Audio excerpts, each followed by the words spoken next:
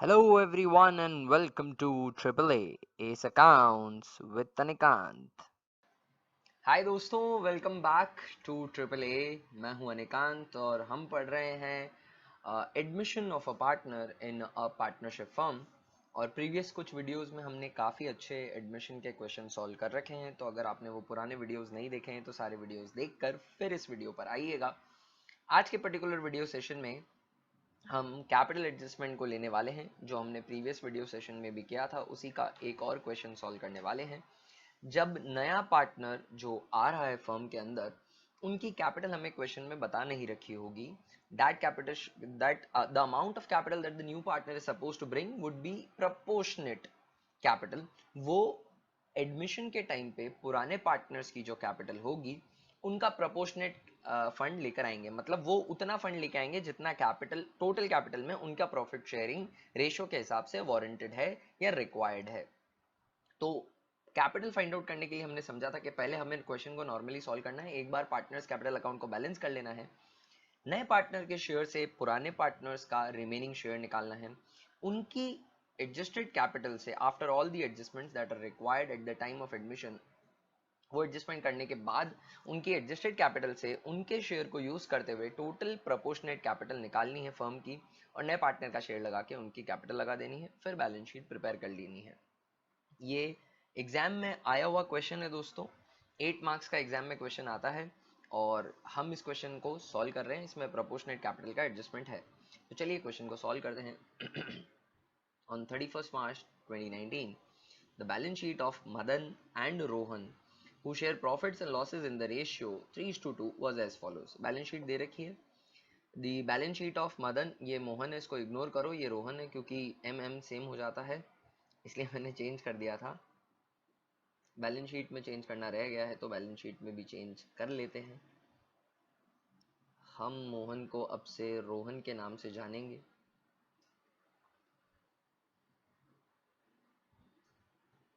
Madan, balance sheet of Madan and Rohan. Balance sheet आपके सामने है दोस्तों। इसके अंदर कुछ एडजस्टमेंट्स होंगे बेशक। तो लाइबिलिटी साइड के अंदर जनरल रिजर्व दिख रहा है, इसको मैं डिस्ट्रीब्यूट कर दूंगा पुराने पार्टनर्स एम और आर के बीच में, उनके पुराने रेशियो में। नीचे एम्प्लॉइज प्रोविडेंट फंड है, ये एक लाइबिलिटी होती है, इसके साथ कुछ भी नहीं किया जाएगा। एडिशनल इन्फॉर्मेशन में इसका अगर कुछ रिवैल्यूएशन हुआ तो उसको रिवैल्यूएशन अकाउंट में ट्रीट कर लूंगा, same as I would treat any other liability से क्रेडिटर्स। एसेट साइड में कोई अक्यूमुलेटेड गुडविल, अक्यूमुलेटेड लॉस नहीं है। They decided to admit Gopal on 1st April 2019 for 1/5 share which Gopal acquired wholly from Mohan. ये line important है। 1/5 share के लिए आया है नया पार्टनर गोपाल, जो उन्होंने अक्वायर किया है होली फ्रॉम, पूरा का पूरा मोहन से लिया, यानी सेक्रीफाइस सिर्फ और सिर्फ मोहन कर रहे हैं। मोहन यानी रोहन कर रहे हैं। जो मदन है उन्होंने कुछ भी सेक्रीफाइस नहीं किया है। ये पूरा का पूरा जो शेयर इन्होंने लिया है ये सिर्फ रोहन से लिया है। Only sacrificing partner is Rohan, तो प्रीमियम जितनी भी आएगी गुडविल की वो पूरी की पूरी रोहन को मिलेगी, because he is the only one who is sacrificing. Madan ने कोई सेक्रीफाइस नहीं किया। Gopal shall bring 10,000 as a share of premium for goodwill, share of premium है, 10,000 की लेकर आएंगे वो। A debtor whose dues of 3,000 were written off as bad paid 2,000 in full settlement। 3,000 के previously written bad debts थे, उनका अभी कलेक्शन हो रहा है 2,000 रुपए से, तो इसकी जर्नल एंट्री डलेगी cash account year to bad debts recovered. ये एक गेन हो गया, रीवैल्यूएशन अकाउंट के अंदर क्रेडिट कर दूंगा। डेटर्स पे इसका कोई भी इंपैक्ट नहीं जाएगा, कोई पर्सनल अकाउंट ओपन नहीं किया जाएगा। पहले हम राइट ऑफ कर चुके हैं बेड डेट्स, डेटर को भुला चुके हैं। एक दिन अचानक फॉर्चुनेटली उससे रिकवरी हो गई 2,000 रुपए की, जितनी भी आई ये रिवैल्यूएशन का गेन है। एक बात ध्यान रखनी है कि जितना भी पैसा आया है, ये रिकवरी हुई है, इसे मुझे कैश में ऐड करना है, तो ये कैश में प्लस जरूर होगा, ये बात मुझे ध्यान रखनी है। आगे देखते हैं। A claim of 5,000 on account of workman compensation was to be provided for। Balance sheet की लाइबिलिटी साइड में कोई भी वर्कमैन कंपनसेशन रिजर्व नहीं है, तो ये 5,000 का जो क्लेम लगा है ये मुझे रिवैल्यूएशन से लेना पड़ेगा पूरा। अगर रिजर्व होता तो मैं रिजर्व में से प्रोवाइड करता, अगर रिजर्व इनसफिशिएंट होता तो मैं रिवैल्यूएशन अकाउंट से लेता, अगर रिजर्व सफिशिएंट से ज्यादा होता मतलब क्लेम से ज्यादा रिजर्व होता तो रिमेनिंग रिजर्व मैं पार्टनर्स के अंदर डिस्ट्रीब्यूट कर देता उनके ओल्ड प्रॉफिट शेयरिंग रेशियो में। चलिए आगे बढ़ते हैं। पेटेंट्स वर under valued bye 2000। Patents under valued है 2000 से, मतलब 2000 से उनकी वैल्यू इंक्रीज करनी है दोस्तों, तो पेटेंट्स में 2000 में प्लस कर दूंगा। Stock in the books was valued 10% more than its market value. बहुत ही बढ़िया एडजस्टमेंट है। इस एडजस्टमेंट पे हमें ध्यान देना है, ये अच्छा एडजस्टमेंट है। Stock in the books was value 10% more than its market value. ये जो स्टॉक दे रखा है ये अपनी मार्केट वैल्यू से 10% पे ज्यादा है, और स्टॉक को वैल्यू करना पड़ता है cost of market value which ever is lower. आपने इसे वैल्यू किया हुआ है मार्केट वैल्यू से 10% ऊपर, मार्केट वैल्यू का 10%, 33,000 का 10% नहीं, जो इसकी मार्केट वैल्यू है जो भी एक्स वाई जेड, उसमें 10% जोड़कर आपने इसे वैल्यू किया हुआ है। मतलब मार्केट वैल्यू को एक्स अज्यूम करना पड़ेगा और फिर स्टॉक की वैल्यू निकालनी पड़ेगी, मार्केट वैल्यू निकालनी पड़ेगी। अभी जो वैल्यू है वो x प्लस 10% है। सॉल्व करके मैं बताता हूँ, बट ये एडजस्टमेंट बहुत अच्छा है, आपको ध्यान देना है लैंग्वेज कैसी बोली हुई है। ऐसा नहीं बोला हुआ है stock is to be reduced by 10%, stock is stock 10% of the stock is to be depreciated, ऐसा नहीं बोला है इन्होंने। बोला मार्केट वैल्यू से 10% ज्यादा वैल्यूड है, तो जो परसेंटेज है वो मार्केट वैल्यू का 10% निकला हुआ है। लास्ट पॉइंट प्रोपोर्शनेट कैपिटल का है दोस्तों। Gopal was to bring in capital equal to 20% of the combined capital of Madan and Mohan after all adjustments.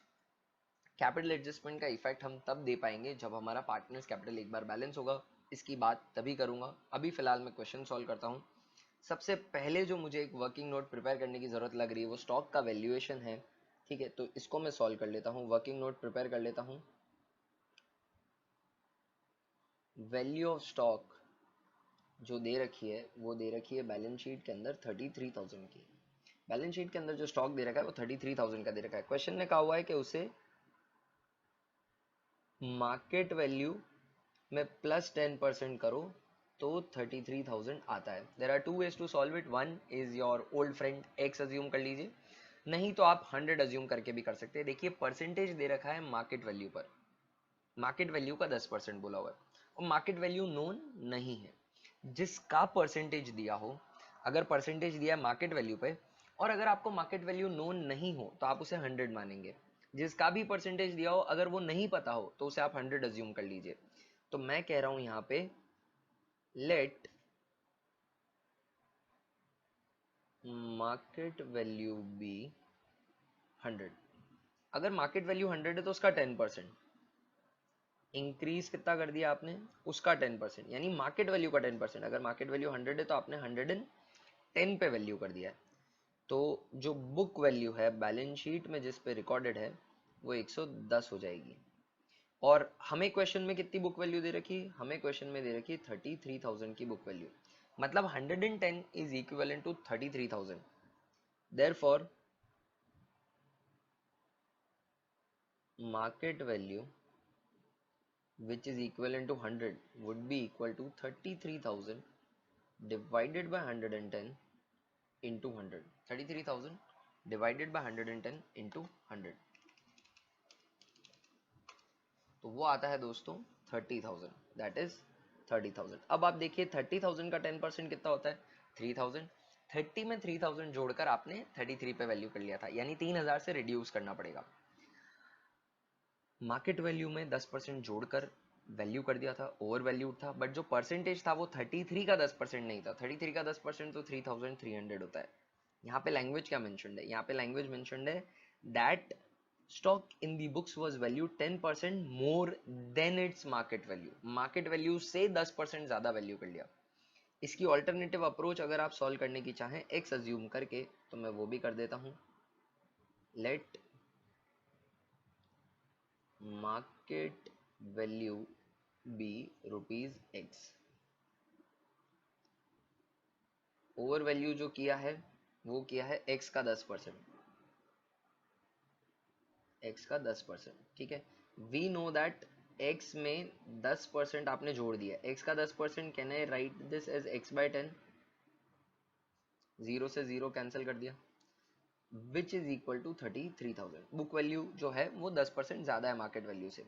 इसको सॉल्व कर रहे हैं दोस्तों, 10 को एलसीएम ले रहे हैं, 10x plus x upon 10 is equal to 33,000, right.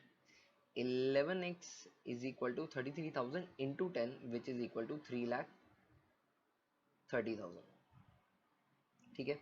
So x would be equal to 3,30,000 divided by 11 which is equal to 30,000। तो सेम आ रहा है, वो सेम ही आना चाहिए, बस अप्रोच अलग है सॉल्व करने की। तो करेक्ट मार्केट वैल्यू है 30 और आपने वैल्यू कर दिया 33 पर, तो 3,000 से आपको रिड्यूस करना पड़ेगा, वो हम कर लेंगे। तो ये वर्किंग नोट की ज़रूरत थी दोस्तों। अब मैं रिवैल्यूएशन अकाउंट प्रिपेयर कर रहा हूँ। Revaluation account, debit credit, particulars, amount, particulars, amount, right. तो जो फर्स्ट पॉइंट है डेटर, गोपाल 10,000 की प्रीमियम ला रहा है, वो तो पार्टनर्स कैपिटल में जाएगी। उसके बाद debtor whose dues of 3,000 were written off as bad debt paid 2,000 in full settlement. तो हमें बैड डेट्स रिकवर हो रहे हैं, ये क्रेडिट कर देता हूँ मैं बाय बैड डेट्स रिकवर्ड। और इनका अमाउंट जो है बैड डेट्स रिकवर्ड जो हुए हैं वो हुए हैं दोस्तों 2,000 रुपीज़ के। तो यहाँ पे 2,000 आ जाएगा, यहाँ पे 2,000 क्रेडिट हो जाएगा। आगे बढ़ते हैं। आगे देखिए क्या दे रखा है, claim of 5,000 on workman compensation was to be provided for. तो 2 वर्कमैन कंपनसेशन क्लेम 10,000 का नुकसान हो गया, हमें डेबिट में लिख देंगे। कोई भी रिजर्व नहीं है बैलेंस शीट के अंदर, तो पूरा 5,000 का, ये 5,000 का है 10 लिख दिया है, पूरा 5,000 का वर्कमैन कंपनसेशन क्लेम हमें प्रोवाइड करना पड़ेगा। आगे पेटेंट्स वर अंडर वैल्यूड बाय 2,000। तो पेटेंट्स 2,000 से अंडर वैल्यूड हैं, तो इनकी वैल्यू इंक्रीज कर दीजिए, पेटेंट्स 2,000 क्रेडिट कर दीजिए। आगे बढ़ते हैं दोस्तों, देखते हैं और क्या दे रखा है। स्टॉक अंडर वैल्यूड था, उसका हमने वर्किंग नोट बनाया था। स्टॉक जो था वो ओवर वैल्यूड था, उसकी एक्चुअल वैल्यू 30 है, तो 33 पे वैल्यूड है, तो स्टॉक से आपको 3,000 रुपये रिड्यूस कर देने हैं, तो वो भी मैंने रिड्यूस कर दिए। और आगे और कुछ भी रिवैल्यूएशन का एडजस्टमेंट नहीं है। तो देखते हैं रिवैल्यूएशन के अंदर क्या आ रहा है। 4,000 क्रेडिट में है, 8,000 तो रिवैल्यूएशन का लॉस हो रहा है bye partners capital account 4,000 rupees. तो रिवैल्यूएशन का जो लॉस है दोस्तों वो पार्टनर्स में बढ़ जाएगा, सिर्फ पुराने पार्टनर्स में बटेगा उनके ओल्ड रेशियो में। इसको मैं पार्टनर्स कैपिटल में डिस्ट्रीब्यूट कर दूंगा, यहाँ मैं इसको ऐसे ही छोड़ रहा हूँ, कोई फ़र्क नहीं पड़ता इससे। और अब हम बनाते हैं partners capital account. Partners capital account, debit credit. एक बार पार्टनर्स कैपिटल अकाउंट बैलेंस होगा, उसके बाद हम कैपिटल एडजस्टमेंट करेंगे। Partners capital account, particulars, Madan, Rohan and Gopal. Particulars, Madan, Rohan and Gopal bye balance brought down. जो बैलेंस शीट है वहीं से हमें जो है इनका क्लोजिंग बैलेंस मिल जाएगा। तो इनका क्लोजिंग बैलेंस बैलेंस शीट के अंदर दे रखा है, ओपनिंग बैलेंस 60,000 एंड 40,000, वो मैं लिख देता हूँ, 60,000 एंड 40,000 और गोपाल में डैश आ जाएगा। अब नया पार्टनर अपनी कैपिटल लेकर आ रहा है, पर वो प्रपोर्शनेट है, उसका अमाउंट मुझे नहीं पता। वो प्रीमियम लेकर आ रहा है, उसे मैं ज़रूर से लिख देता हूँ। और प्रीमियम का पूरा पैसा सिर्फ और सिर्फ रोहन को मिलेगा, because Rohan is the only sacrificing partner. Madan कुछ भी सेक्रीफाइस नहीं कर रहा है। नया पार्टनर जो अपना शेयर गेन कर रहा है वो पूरा का पूरा रोहन से ही कर रहा है। तो बाय प्रीमियम रोहन की कैपिटल में पूरा प्रीमियम का पैसा भेज दिया जाएगा। Gopal shall bring 10,000 as a share of goodwill premium, तो ये पूरा 10,000 का प्रीमियम रोहन को मिलेगा, राइट। बैलेंस शीट के अंदर दोस्तों जनरल रिजर्व है, उसे भी डिस्ट्रीब्यूट कर देता हूँ, वो पहले भी कर सकते थे हम, पर कोई फर्क नहीं पड़ रहा। 10,000 का है, 3:2 का ओल्ड रेशियो है, 3 + 2 5, 5 2 10, 6,000 एंड 4,000 से ये जनरल रिजर्व डिस्ट्रीब्यूट हो जाएगा। 6,000 एंड 4,000 और गोपाल में डैश आ जाएगा। ये बैलेंस शीट के अंदर जो जनरल रिजर्व था वो मैंने डिस्ट्रीब्यूट कर दिया। एसेट साइड के अंदर कोई गुडविल नहीं है, कोई एक्यूमुलेटेड लॉस नहीं है। इसके बाद हम रिवैल्यूएशन पे आ जाते हैं। रिवैल्यूएशन का लॉस हुआ है दोस्तों तो 2 रीवैल्यूएशन का लॉस है 4000 का, ये भी ओल्ड रेशो 3:2 में बटेगा। 3:2 5, 4000 divided by 5, 800, 8 3s are 2400 and 1600, 2400 and 1600 and dash. These are the only adjustments that I'm supposed to do for now. तो मैं एक बार पार्टनर्स कैपिटल को बैलेंस कर देता हूँ दोस्तों। To balance to be carried down, फिर इसके बाद हम कैपिटल एडजस्टमेंट करेंगे। एडजस्टेड कैपिटल पता चलने के बाद, वो कैपिटल पता चलने के बाद जो नए पार्टनर गोपाल के एडमिशन पे है टोटल कैपिटल, और एडजस्टेड कैपिटल एम और आर की पुराने पार्टनर्स की 66,000 minus 2400, 63,600, 54,000 minus 1600, 52,400,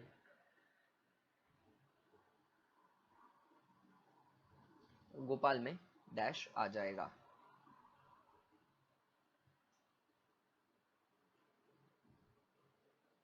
ये बैलेंस नीचे उतारे जाएंगे वापस, by balance brought down 63,600 for M, 52,400 for R, and Gopal की कैपिटल तो अभी हमें कैलकुलेट करनी बाकी है। अब एक कैपिटल एडजस्टमेंट लगेगा दोस्तों, वर्किंग नोट।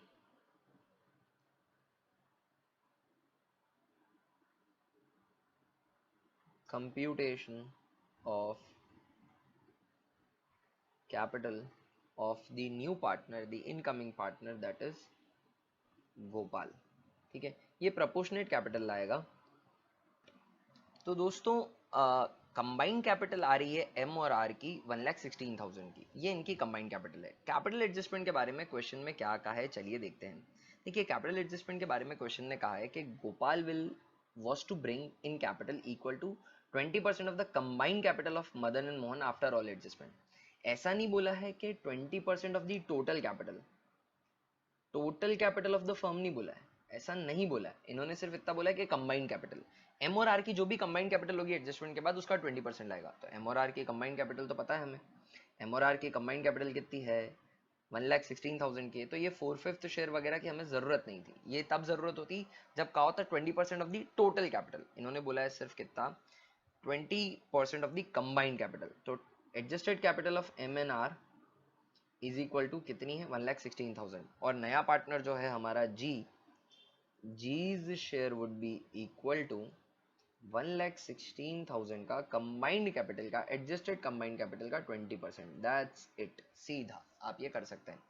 तो 1,16,000 का 20% विच इज इक्वल टू 23,200। नए पार्टनर को लानी है 23,200 की कैपिटल। टोटल कैपिटल बोला होता तो पहले मैं 1,16,000 को मल्टीप्लाई करता reciprocal of M N R के शेयर से, फिर टोटल कैपिटल निकलती, उस टोटल कैपिटल का 20% ये नया पार्टनर लाता, बट क्वेश्चन में ऐसी लैंग्वेज नहीं बोली थी। तो जी की कैपिटल आ रही है 23,200, इसको मैं यहाँ लिख देता हूँ, वो कैश में लेकर आ रहे हैं ऑफकोर्स, बाय कैश 23,200। और अब ये पार्टनर्स कैपिटल अकाउंट बैलेंस हो जाएगा, to balance to be carried down,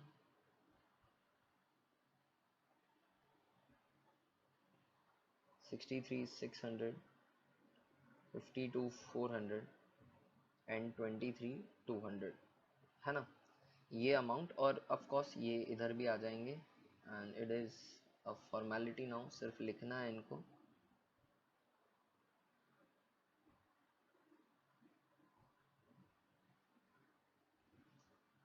अब हमें बैलेंस शीट प्रिपेयर करनी है आफ्टर एडमिशन, वो हम जल्दी से प्रिपेयर कर लेते हैं। जहाँ कंसेप्चुअली एप्लीकेशन ज़्यादा है वहाँ आप आराम से करिए, बट जहाँ आप टाइम सेव कर सकते हैं, जो क्लरिकल्स है उसे थोड़ा स्पीड से करिएगा। This is how you would be able to manage time in your examination.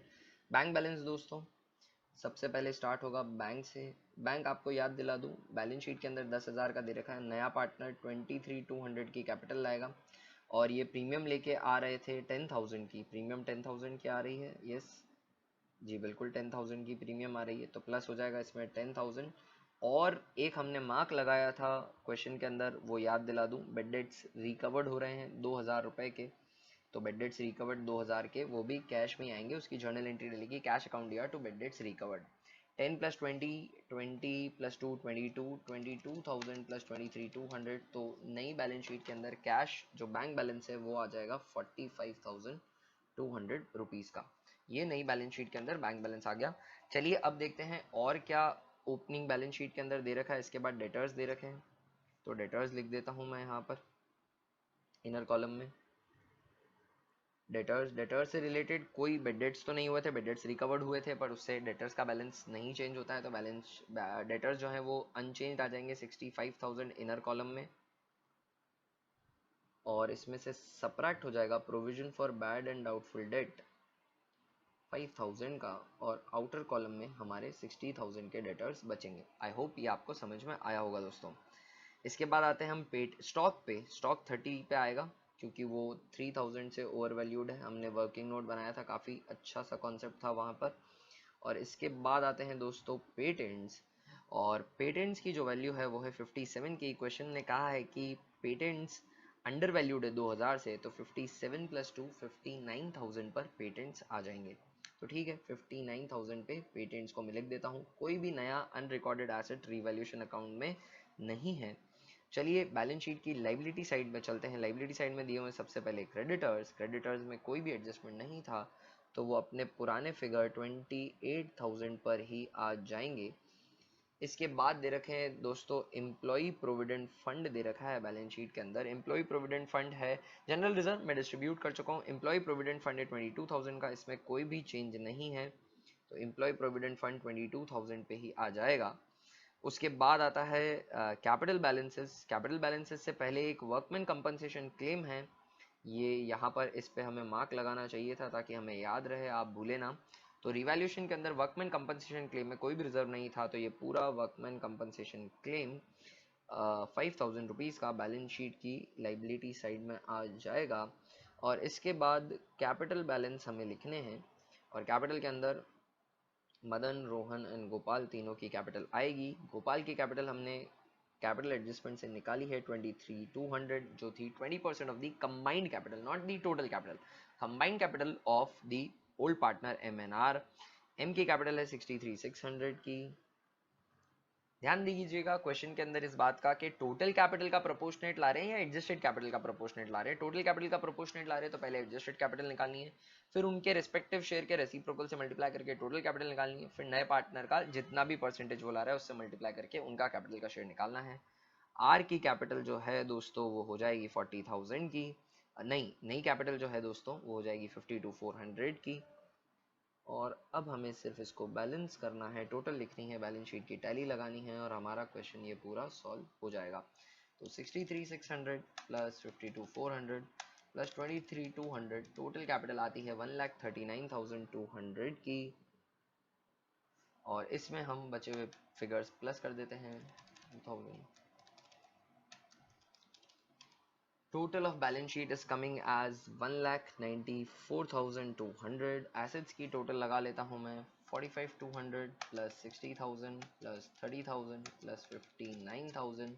assets की total भी आती है 1,94,200। दोस्तों इसी के साथ हमारा ये क्वेश्चन कंप्लीट होता है। आई होप ये कैपिटल एडजस्टमेंट का हल्का सा वेरिएंट था प्रोपोर्शनेट कैपिटल का, ही आपको समझ में आया हो, जहाँ पे proportionate capital adjusted capital combined capital का दिया था, ना कि टोटल कैपिटल का नए पार्टनर के लिए।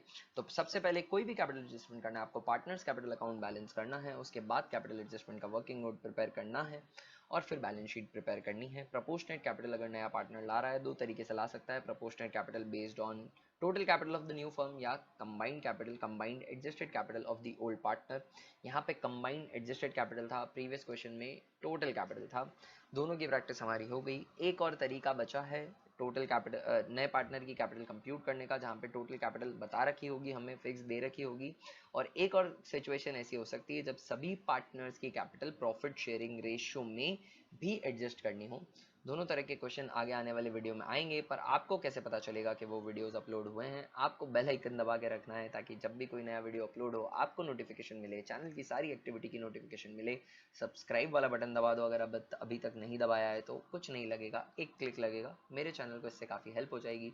वीडियो समझ में आया, अच्छा लगा तो वीडियो को लाइक ज़रूर करिएगा। कुछ भी शेयर करना चाहते हैं चैनल से रिलेटेड, कंटेंट से रिलेटेड, तो कमेंट सेक्शन है वहाँ कमेंट ज़रूर करिएगा। आपको ये कंटेंट देखिए दोस्तों, काफ़ी मेहनत से फ्री में अवेलेबल हो रहा है। All I ask that you like the videos and comment. अगली क्लास में मिलते हैं जल्दी दोस्तों, तब तक के लिए बाय। मैं विश करता हूँ कि आपका आज का दिन बहुत ही बढ़िया और ज़बरदस्त हो।